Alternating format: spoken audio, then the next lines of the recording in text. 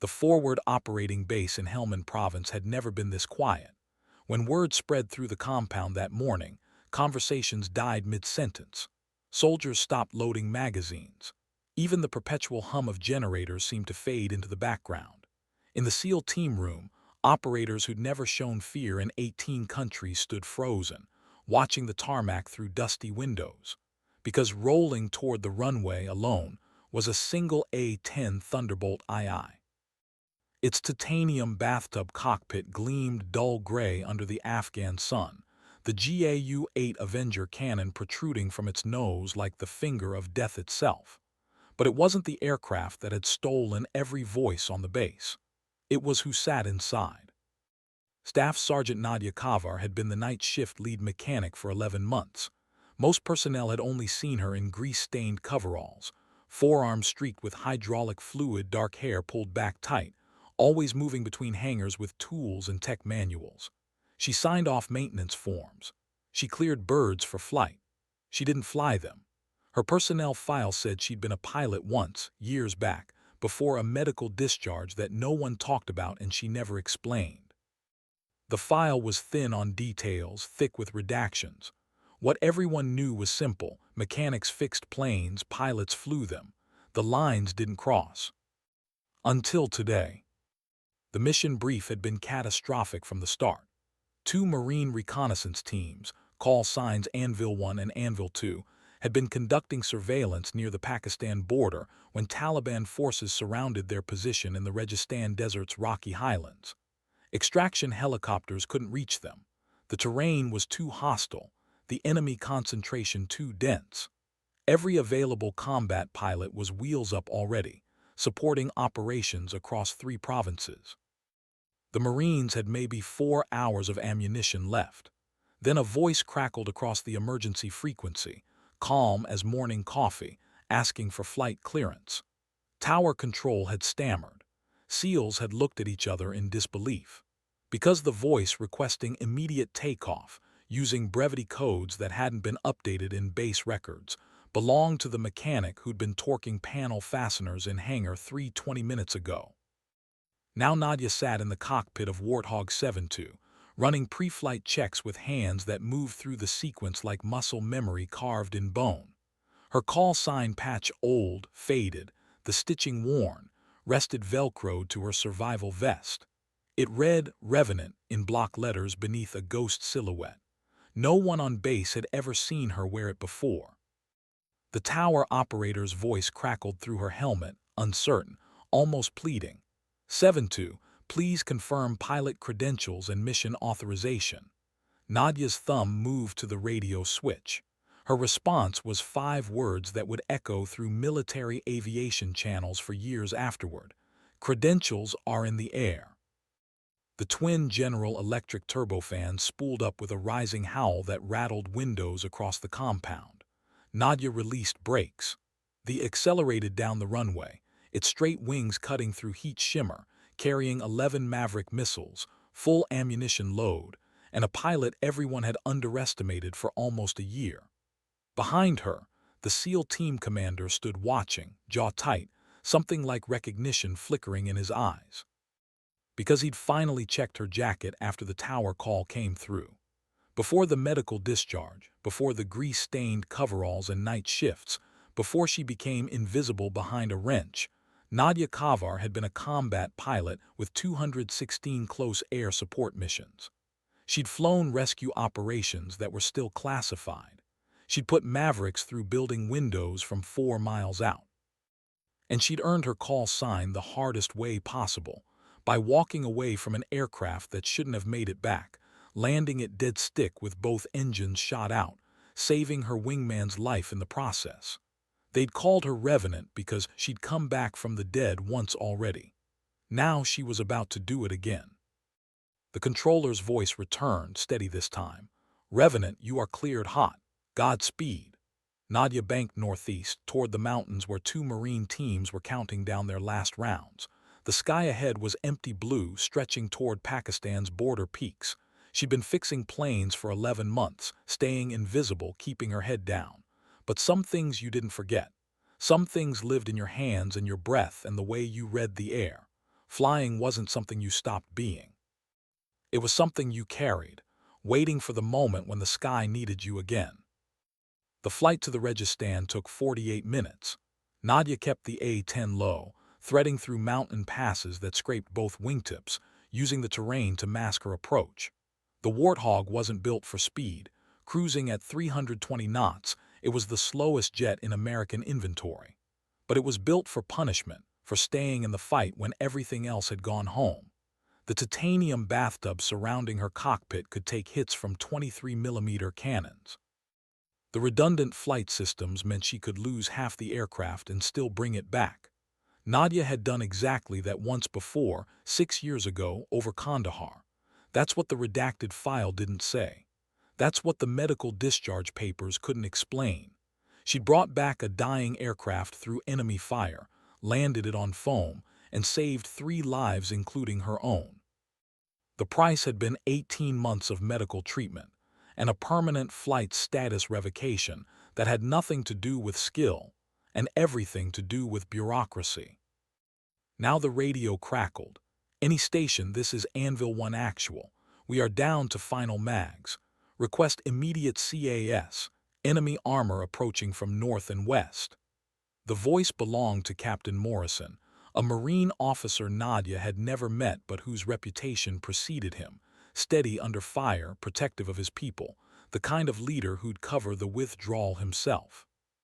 His transmission carried no panic, just the flat resignation of someone doing math on remaining ammunition versus incoming hostiles. Nadia keyed her mic. Anvil 1, Revenant inbound your position 4 minutes. Authenticate Bravo November 7. A pause.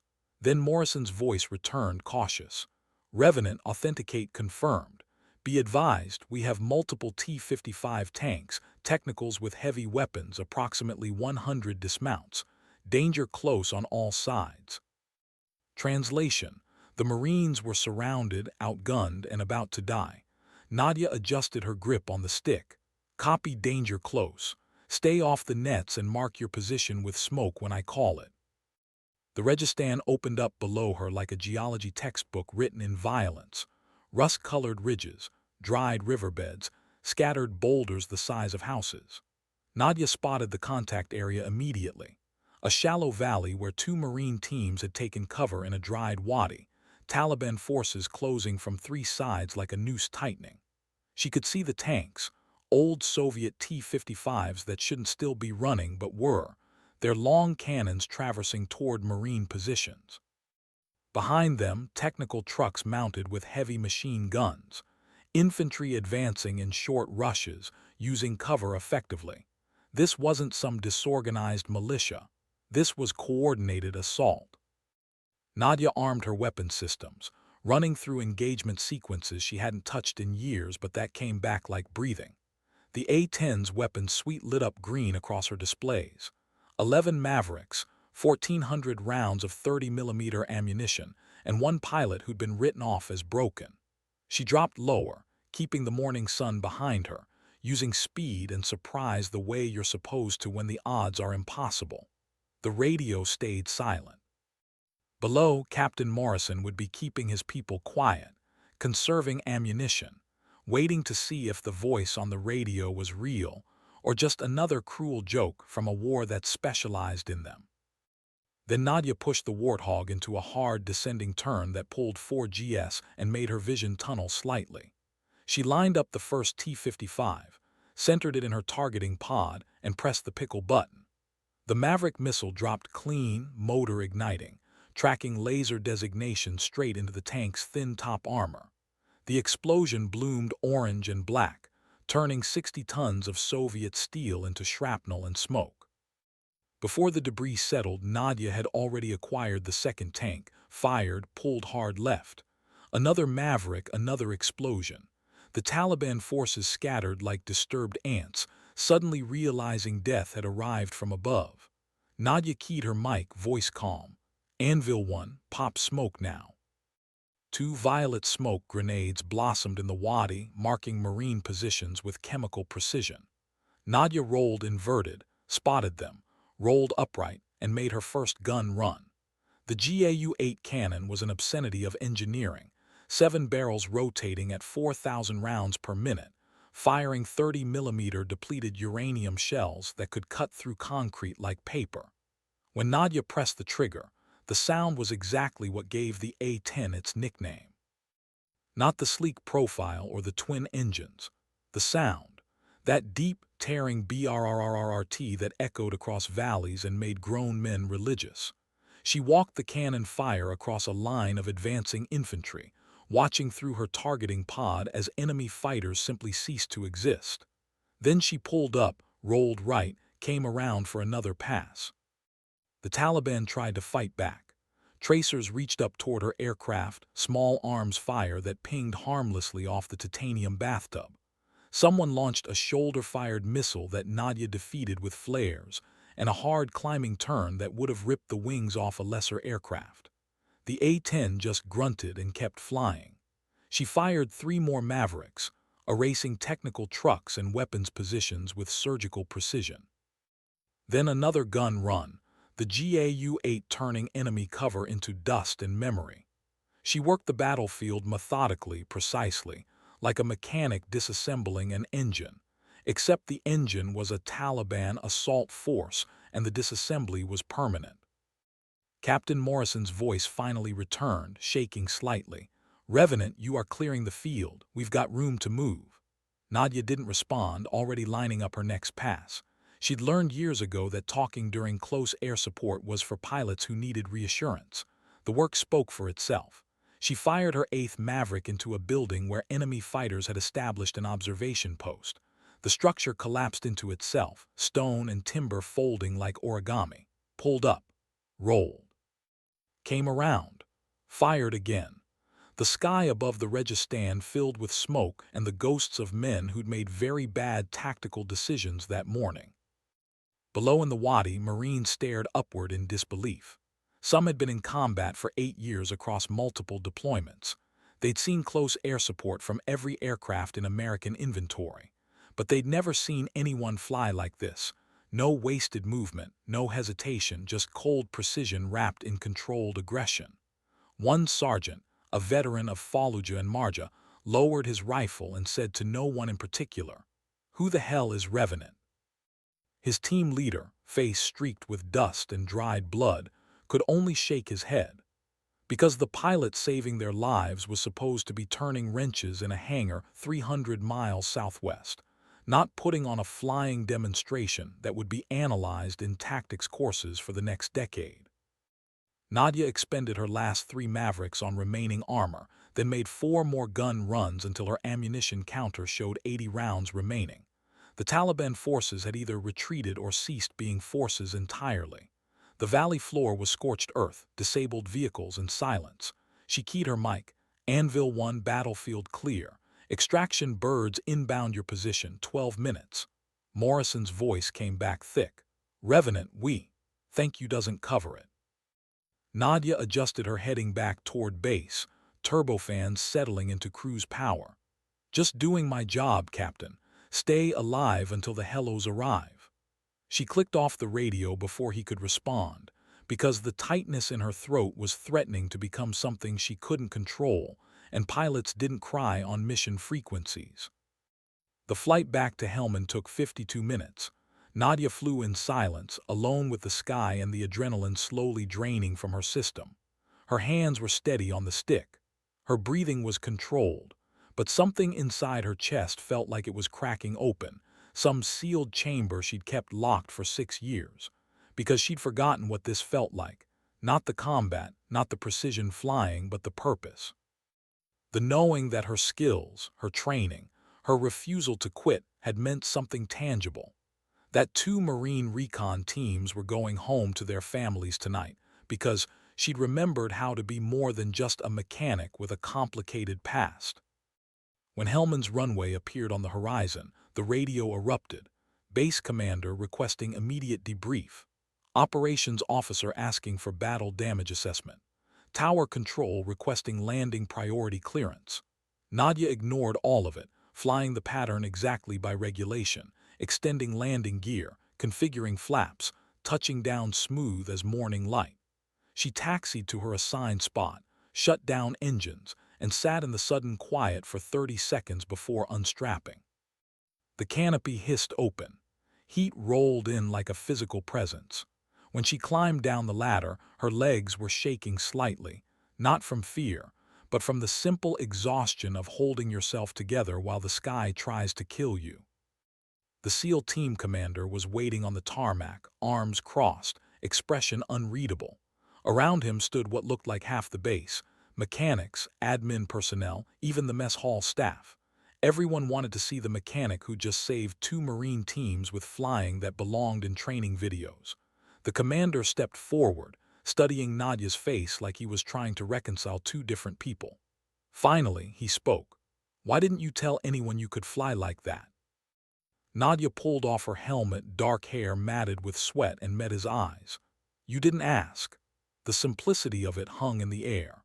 For 11 months, she'd been invisible because everyone had decided she was just a mechanic. Now they were seeing what they'd missed. The base commander arrived in a Humvee trailing dust, already talking before he'd fully exited the vehicle. He wanted explanations, documentation, reasons why a grounded pilot had launched without clearance and conducted combat operations using an aircraft she wasn't certified to fly. Nadia let him talk, watching the sky beyond his shoulder where 2 CH-47 Chinooks were approaching, the extraction birds pulling Anvil 1 and Anvil 2 out of the Registan. They landed heavy, rotors beating the air, and Marines poured out the back ramps still carrying their weapons and the 1,000-yard stares of people who just escaped death by minutes. Captain Morrison spotted Nadia across the tarmac, pushed through the crowd, and stopped 3 feet away.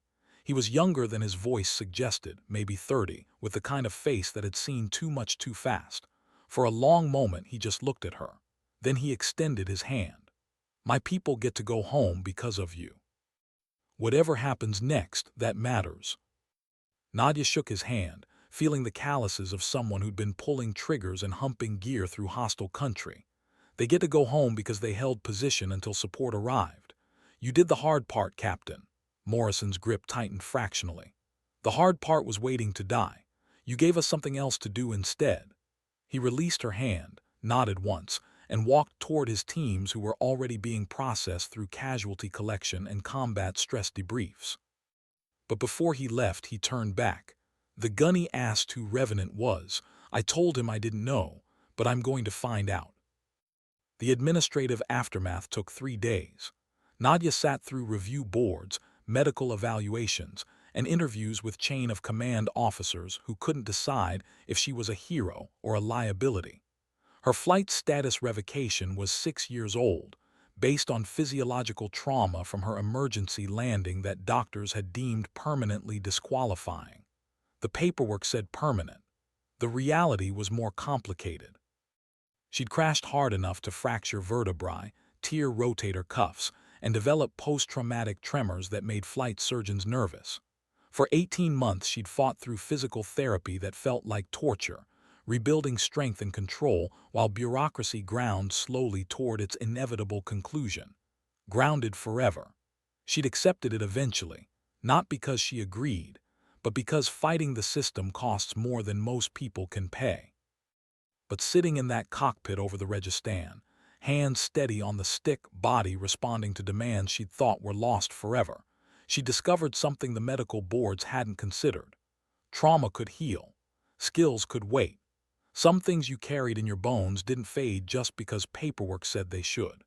The flight surgeon reviewing her case was a Navy captain named Rothstein who'd been evaluating combat aviators for 20 years. He studied her medical records, then watched gun camera footage from her A-10 sortie, then looked at Nadia with an expression somewhere between respect and exasperation.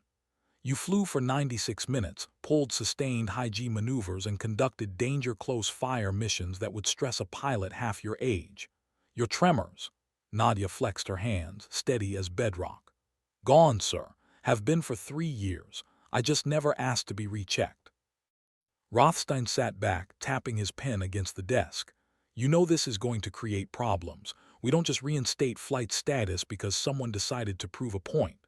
Nadia met his eyes without flinching. "I didn't do it to prove anything, Captain. I did it because Marines were dying and I was the only option left. If that creates problems, I'll handle them. The silence stretched. Finally, Rothstein closed the file. I'm recommending temporary flight status pending full medical revaluation. That'll take 6 months minimum. In the meantime, someone needs to decide what to do with a mechanic who flies better than most of our rated pilots. He paused, almost smiling. Off the record, that gun camera footage is going to become legendary. On the record, don't ever launch without clearance again. Nadia nodded once.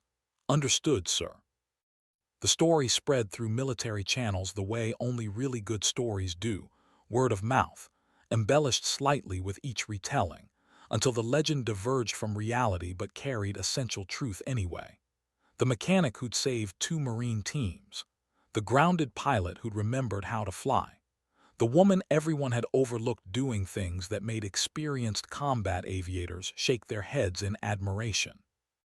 Within a week, Nadia's maintenance bay had become an informal gathering place where pilots would stop by, ostensibly to check on their aircraft but really to see Revenant, to ask questions, to understand how someone could be invisible for 11 months, and then suddenly become the most talked-about aviator in theater. She handled the attention the way she handled everything else, quietly, without drama, deflecting praise back to her maintenance crews and the Marines who'd held their ground in the Registan. But the SEAL team commander, whose name was Mackenzie and who'd been operating in Afghanistan for 6 consecutive rotations, kept watching her. He'd seen a lot of operators across a lot of countries. He recognized something in how Nadia moved through the world, the economy of motion, the situational awareness, the way she assessed and adapted without wasting energy on things she couldn't control. 2 weeks after the Registan, he found her in Hangar 3, working late shift again, hands deep in an auxiliary power unit inspection. Mackenzie leaned against a tool cart, arms crossed. I read your full jacket, not the redacted version, the actual file. Nadia didn't look up from her work, fingers tracing hydraulic lines with practiced precision. That's restricted access, Commander, he nodded slowly. It is. But when one of my operators pulls up footage of your Kandahar landing and says it's the gutsiest flying he's ever seen, I get curious. Now Nadia did look up, meeting his eyes. Mackenzie continued. You brought back a dead aircraft through an active fire zone with both engines shot out, hydraulics failing, and a wounded wingman in the seat behind you. Landed it on foam with 600 pounds of unexpended ordnance still armed. Flight surgeon's report said you shouldn't have been conscious, let alone flying. Nadia set down her tools, wiping grease from her hands with a red rag that had seen better years. Ancient history, Commander. I crashed, I recovered, I moved on. Mackenzie shook his head. No, you survived. Then you let bureaucracy tell you that survival meant you were broken. There's a difference. He pushed off the tool cart, stepping closer. SEALs understand something about people who refuse to quit. We understand that competence doesn't fade because paperwork says it does. What you did over the Registan wasn't just flying. It was controlled aggression married to technical precision under life-threatening pressure. That's operator-level work. Nadia's jaw tightened slightly. What's your point, Commander? Mackenzie pulled a folded paper from his pocket, handed it over. Nadia opened it, scanned quickly.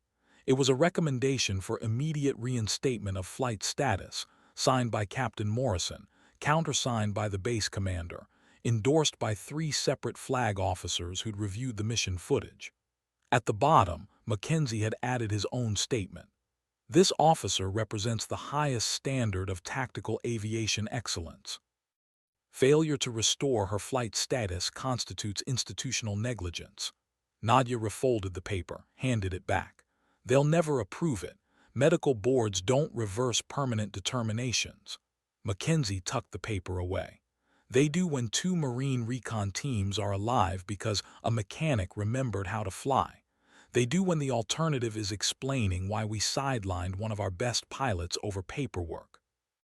3 months later, on a morning when dust storms had grounded routine operations, but combat necessity pushed through anyway, Nadia received official notification. Her flight status had been reinstated with full qualifications. pending completion of refresher training, a formality since she demonstrated current proficiency under the most demanding circumstances possible. She'd been reassigned from maintenance to the 357th Fighter Squadron, given back her call sign, and placed on the operational roster for close air support missions across Regional Command Southwest. The orders were signed by a two-star general who'd added a handwritten note in the margin. "Welcome back to the fight." Nadia stood in her quarters, a converted shipping container with a bunk, a locker, and a window that faced the flight line, holding the orders and feeling something she couldn't quite name. Not vindication because she'd never needed validation. Not relief because she'd already proven to herself that she could still fly. Maybe it was simpler than that. Maybe it was just recognition that the sky had been waiting, patient and constant, for her to return. She pressed the orders against her chest, closed her eyes and breathed deep. Then she started packing her grease-stained coveralls away. She wouldn't need them anymore. Her first official mission came 4 days later. 3 Army Special Forces teams conducting a raid on a Taliban command compound requested immediate close air support when enemy reinforcements arrived faster than intelligence had predicted. Nadia launched in Warthog 7-2, the same aircraft she'd flown over the Registan, now carrying her name stenciled below the canopy rail. The mission lasted 2 hours. She expended full ordnance, made 16-gun runs, and created enough tactical chaos that the Army teams completed their objective and extracted with 0 casualties. The ground force commander's after-action report was 3 pages of technical detail and 1 sentence of editorial commentary. Request Revenant for all future operations requiring CAS in contested environments. That pattern repeated across the summer. Nadia flew 68 combat missions in 4 months, each one building her reputation as someone you wanted overhead when things went wrong. She didn't fly flashy. She flew effective. She didn't chase glory. She chased results. And slowly, the story of the mechanic who saved the Marines transformed into something else, into proof that competence could wait, that systems could be wrong, that sometimes the people we overlook are exactly the people we need most. Other female aviators started requesting transfers to her squadron. Young pilots asked for mentorship. Even crusty senior officers who'd flown since Vietnam admitted that watching Revenant work was watching art married to violence. But the moment that defined everything came 6 months after the Registan, during a memorial service for a Marine corporal killed in action. Captain Morrison attended, along with his entire recon team. When the chaplain asked if anyone wanted to speak, Morrison stood, walked to the front and looked out at the assembled personnel. His voice was quiet but carried weight. Corporal Hendricks died protecting his team. He was brave and skilled and committed to the mission. Those qualities kept us alive long enough for rescue to arrive. But rescue came because someone we'd never met, someone we didn't know existed, someone our system had written off as broken, decided that paperwork mattered less than people. He paused, eyes finding Nadia in the crowd. Some of us walk around thinking we know who the warriors are. We look at rank and qualification and assume competence follows. But real warriors are the ones who show up when no one expects them, who do the hard things without asking for credit, who carry their skills in silence until the moment demands otherwise. Corporal Hendricks was that kind of warrior, and so is Revenant. The service ended. People dispersed, but Morrison's words echoed through the compound and beyond it, spreading through the military network the way truth sometimes does when it's spoken plainly by people who have earned the right to speak it. Requests for Nadia's presence on high-risk operations multiplied. Her call sign became synonymous with reliability under pressure. And the mechanics who'd worked alongside her for 11 months, who'd seen her torquing bolts and signing off tech orders without ever knowing what she carried, they understood something profound about assumptions and blindness, and the ways we make people invisible by deciding who they are before they've had a chance to show us. On her last day in Afghanistan before rotation home, Nadia walked the flight line alone at dawn. The A-10s sat quiet on their hardstands, patient and ugly and beautiful in the way only purpose-built machines can be. She touched the nose of Warthog 72, feeling the cold metal under her palm, remembering every mission, every gun run, every moment when the sky had demanded she be more than broken.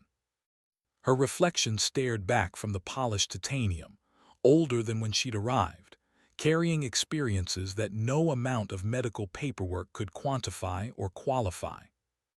Behind her, footsteps approached. She didn't turn, knowing already who it was. Mackenzie stopped beside her, hands in his pockets, looking at the aircraft. "You changed things here, made people reconsider what they thought they knew." Nadia shook her head slightly. "I just flew when someone needed flying done, that's all." Mackenzie smiled, small and knowing. "That's never all it is. You showed people that competence doesn't retire just because someone files the wrong paperwork. You proved that being underestimated can be temporary if you're willing to wait for the right moment. And you reminded everyone that the mechanics and the support personnel and the people we walk past every day without seeing, they might be carrying skills we desperately need." Nadia finally turned to face him. "What happens now?" Mackenzie's expression grew serious. "Now you go home and figure out what comes next. But whatever that is, you'll do it knowing you're not broken. You never were. You were just waiting for the sky to need you again." He extended his hand. She shook it, feeling the grip of someone who understood what it meant to carry skills in silence, to be underestimated and dismissed, to prove yourself in moments that mattered more than everything that came before. Then Mackenzie walked away, leaving her alone with the dawn and the aircraft and the endless Afghan sky that had tested her and found her worthy. The flight home took 23 hours across multiple aircraft and time zones. Nadia arrived stateside on a Tuesday afternoon, processed through reception, and drove 6 hours to a small house outside Colorado Springs that she'd been paying rent on for 6 years without living in. It was empty except for furniture and ghosts of the person she'd been before Kandahar, before the crash, before the bureaucracy decided she was too broken to fly. She unpacked slowly, putting away uniforms and gear, organizing her space the way you do when you're establishing permanence after years of temporary. That night, alone in the quiet, she opened her laptop and found her inbox flooded with messages, requests for interviews, invitations to speak at military academies, job offers from defense contractors who wanted someone with her flying record and her story. She closed the laptop without responding to any of them, because the story people wanted wasn't the one she'd lived. They wanted the dramatic arc, mechanic to pilot, broken to whole, invisible to legendary. But the truth was simpler and harder. She'd never been broken. The system had just convinced her that trauma and capability couldn't coexist. She'd spent 6 years proving she was fine by being useful in quiet ways. And then, when the sky needed her again, she'd remembered that usefulness came in many forms. 3 weeks later, a package arrived at her door. No return address, just a postmark from Virginia. Inside was a custom flight suit name tag, Revenant, embroidered in gold thread above a ghost silhouette, the stitching immaculate. Beneath it, a handwritten note from Captain Morrison. "Wore this in the Registan. Figured you should have the real one since yours was faded. The Marines you saved are starting families, finishing degrees, living lives they wouldn't have without you. That's legacy. That's what it means to be Revenant, to come back when people need you most." Nadia held the patch for a long time, running her thumb over the embroidery, feeling the weight of what it represented. Not just a call sign, not just recognition, but proof that competence could wait, that skills didn't fade, that being underestimated was only temporary if you stayed ready for the moment when the sky called you home. She pinned the patch to her flight suit. Then she walked outside, looked up at the Colorado sky, so different from Afghanistan's dust and heat, so familiar in its endless reach, and smiled. Because some people spent their whole lives trying to prove they were warriors, but real warriors didn't need to prove anything. They just waited, patient and ready, for the moment when silence ended and action began. And when that moment came, they flew.